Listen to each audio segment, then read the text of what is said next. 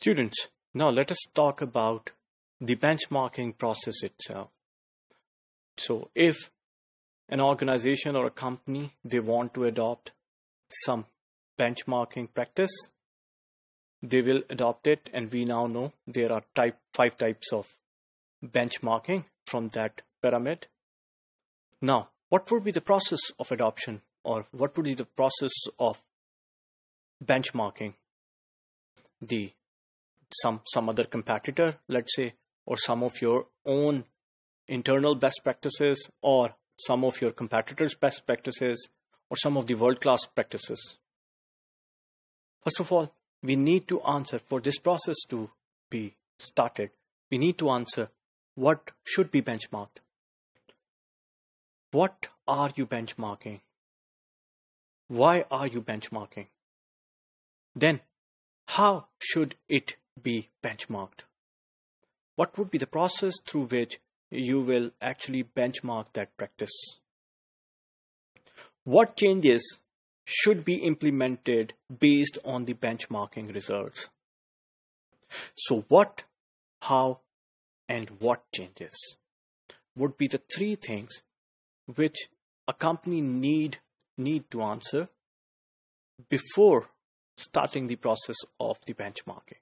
You should expect, what is your expectation? This comes from the question number 3, that what changes should be implemented after you have the benchmarking results. You have done the gap analysis, and after that you have some benchmarking results. So what type of changes you need to implement? So let us look at the process through some diagrammatic representation. First of all, we need to select process and form team. Benchmarking is usually done through teams. So we need to form a team which would cover major areas of your company, or the important areas of your company. And they should have some relevant knowledge about the process which they are going to benchmark. Then there is a need to select performance metrics. Benchmarking is always objective. You need to measure that what are the benefits of the benchmark, or what are the effects of the benchmark. That can only be done if we have some metrics, performance metrics measurement with us. Select partners in benchmarking. You might need some partners or some other companies that would help you out in that benchmarking process. Then, of course, you need to collect data for proper gap analysis. On the basis of this data, there will be a gap analysis performed.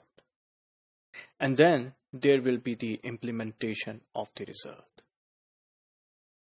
Students, just keep it in mind that benchmarking, it always comes as a trigger to some industry or some company.